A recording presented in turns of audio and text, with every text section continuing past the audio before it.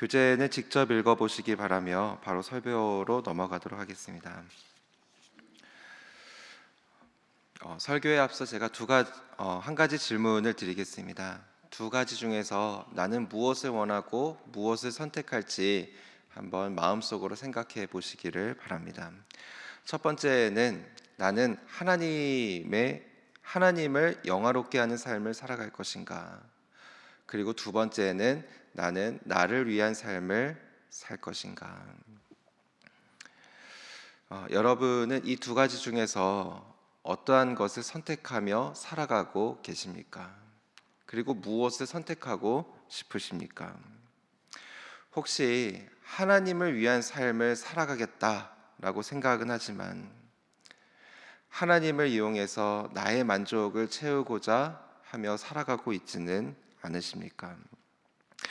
우리는 자기중심적이고 이기적이어서 이 질문에 완전히 자유롭지는 못하겠지만 내 욕심을 내려놓고 하나님 중심으로 살아가겠노라 노력하고 있는지 되돌아봐야 하겠습니다. 주님은 우리에게 그의 나라와 그의 의를 구하라 라고 말씀을 하셨습니다. 우리가 이 마음을 품고 있다면 우리는 하나님을 위한 삶을 살아가려고 지향하고 있다고 말할 수 있겠습니다.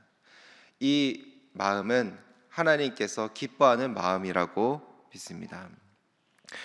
오늘 역대하 9장에서 솔로몬이 칭송을 받습니다.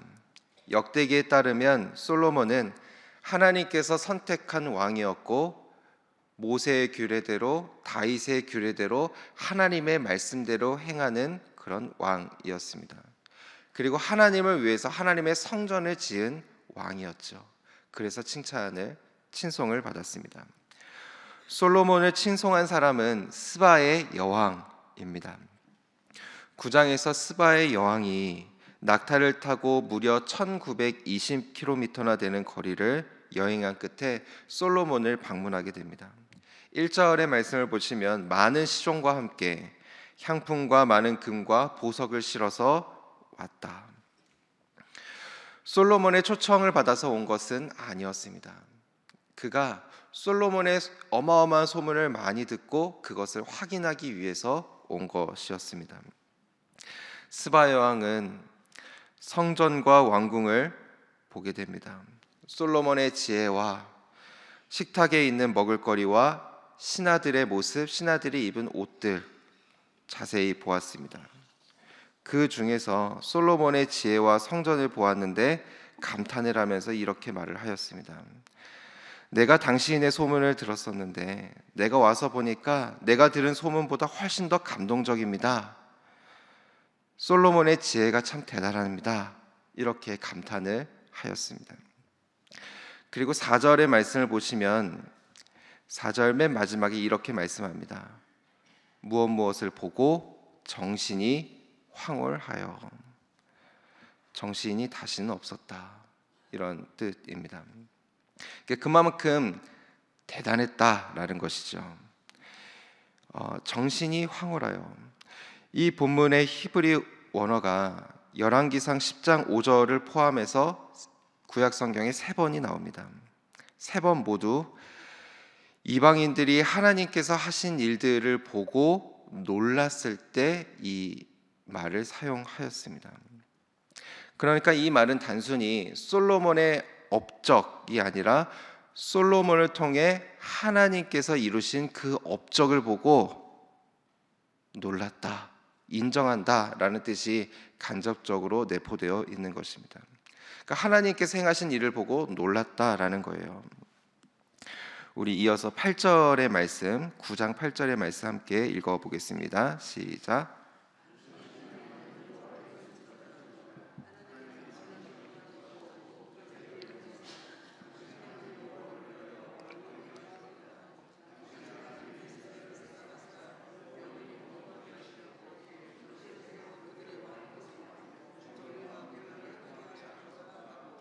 아멘.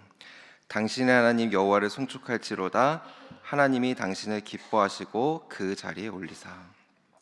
자, 그 자리에 올리셨다. 그 자리는 어떤 자리일까요? 원어를 지역하면 하나님 위에 올리셨다라는 것입니다. 변행 구절인 열왕기상 10장 9절에서는 이스라엘 왕 위에 올리셨다라고 말씀을 하고 있습니다. 그런데 역대기에서는 하나님 위에 올리셨다라고 표현을 합니다. 그러니까 하나님께서는 솔로몬을 하나님 나라의 왕자에 앉으셨다라는 것입니다. 스바 여왕은 솔로몬을 많이 높이는데요, 이스라엘 하나님을 찬양하기 위함입니다. 하나님 여호와를 위하여 왕이 되게 하셨다. 하나님이 이스라엘을 사랑하사 솔로몬을 왕위에 세우셔서 정의와 공의를 행하셨다. 그러니까 친송을 자세히 들여다보면 이 모든 일의 주체가 하나님이다라는 것입니다. 우리는 이 땅을 살아가면서 하나님을 위한 삶을 살아가야 합니다. 솔로몬이 하나님을 위한 일을 감당했던 것처럼 우리의 삶은 하나님을 위한 삶, 하나님의 일을 감당해야 하는 것입니다. 이것이 하나님의 영광을 위해서 살아가는 삶입니다. 내가 섬기고 있는 자리도 나를 위해서 섬기는 것이 아니라 하나님의 영광을 위해서 섬겨야 한다라는 것이죠. 하나님은 우리에게 복을 주십니다. 그런데 그 복을 나의 만족을 위해서 사용하는 것이 아니라 우리는 하나님 나라를 위해서 그 복을 사용해야 된다라는 것입니다. 하나님께서 우리에게 건강을 주셨다면 우리는 그 건강을 하나님을 예배하는데, 하나님을 섬기는 데 사용해야 합니다. 물질을 주셨다면 우리는 그 물질을 하나님 나라를 위해서 사용해야 되는 것입니다. 저는 저와 여러분이 하나님 나라를 위해서 살아갈 수 있는 그 은혜가 있기를 주님의 이름으로 축원합니다. 여기서 첫 번째 기도 제목입니다. 하나님을 영화롭게 하는 삶을 살아가게 하소서. 하나님을 영화롭게 하는 삶을 살아가게 하소서.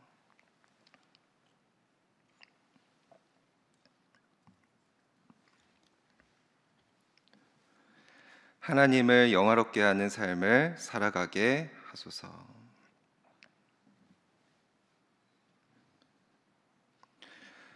자, 오늘 본문에서는 스바 여왕이 솔로몬을 친송하면서 솔로몬에게 금과 향품과 보석을 주었고 솔로몬도 스바 여왕에게 예물로 답례를 합니다.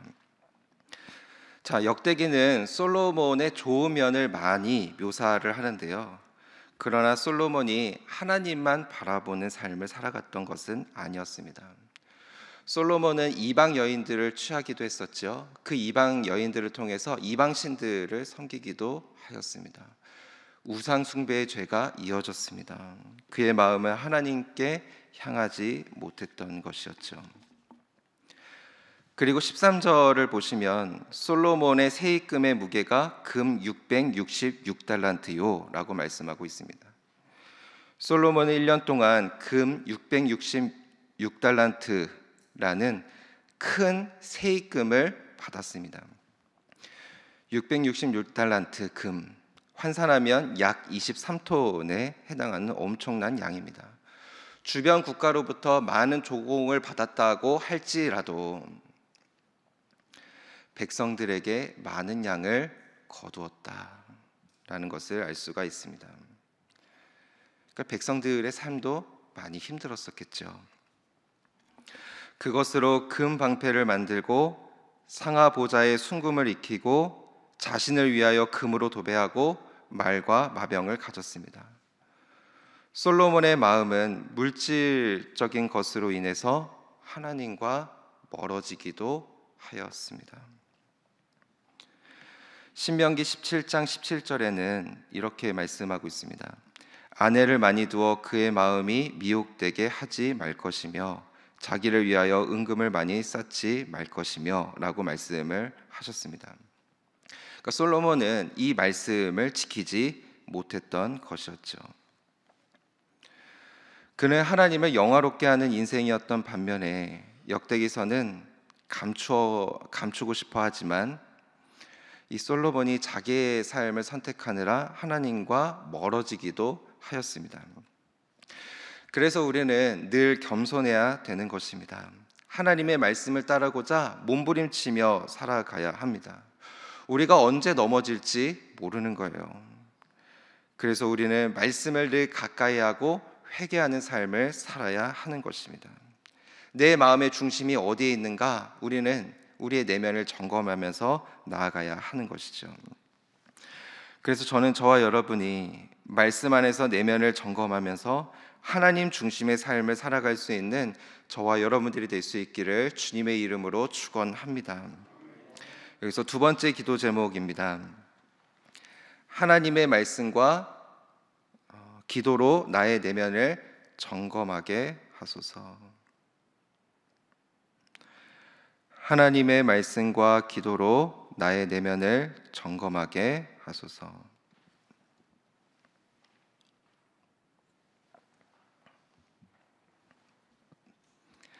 하나님의 말씀과 기도로 나의 내면을 점검하게 하소서. 자, 9장에 나와 있는 솔로몬의 부와 재물을 살펴보면 입이 쫙 벌어집니다. 22절을 보시면 솔로몬의 재산이 모든 열왕보다도 컸다라고 말씀하고 있습니다. 자, 25절의 말씀을 보시면 말의 외양간이 4,000개, 기마병이 12,000명이었다. 본래 이스라엘 지형은 대부분 산악지대를 이루고 있습니다. 그래서 안보의 측면에서 병거와 마병을 많이 모으는 것은 의미가 별로 없습니다. 그러니까 솔로몬은 왕국의 위세와 군사력을 과시하기 위해서 병거와 마병을 사서 모았다라는 것을 알 수가 있습니다. 이 역시 신명기 17장 6절에서 병마를 많이 두지 말라 이렇게 말씀하신 바가 있습니다. 말씀을 묵상하면 묵상할수록 솔로몬이 물질적으로 참 가진 것이 많았구나라는 생각이 듭니다. 아마 오늘날 그 어떤 재벌보다도 가진 것이 많았을 것입니다. 누군가는 이러한 물질적인 풍요가 부러울 수도 있겠다 그런 생각이 들기도 합니다. 그러나 이 땅의 풍요가 꼭 좋은 것은 아닙니다. 솔로몬처럼 물질이 하나님과 멀어지게끔 할 수 있습니다.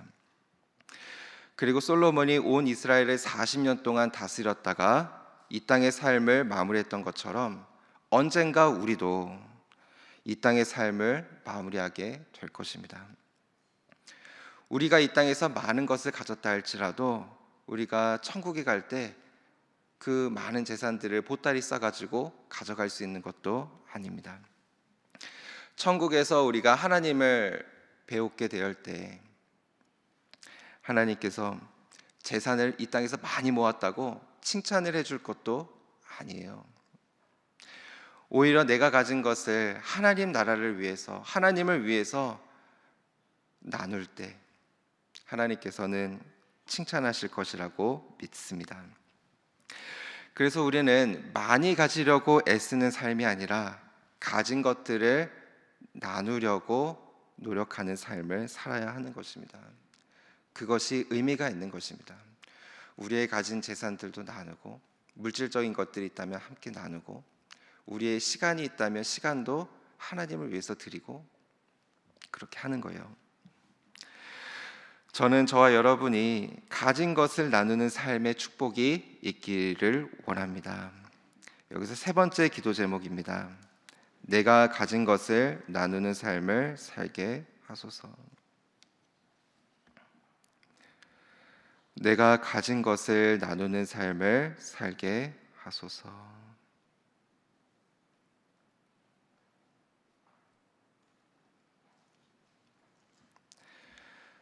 이제 우리 오늘 주신 세 가지의 기도 제목 가지고 함께 기도하며 나아가겠습니다. 첫 번째 기도 제목, 하나님을 영화롭게 하는 삶을 살아가게 하소서. 두 번째, 하나님의 말씀과 기도로 나의 내면을 점검하게 하소서.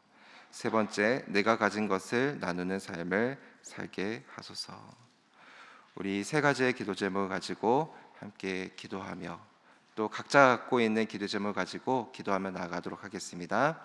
주여 믿습니다. 주여 믿습니다. 주여 믿습니다.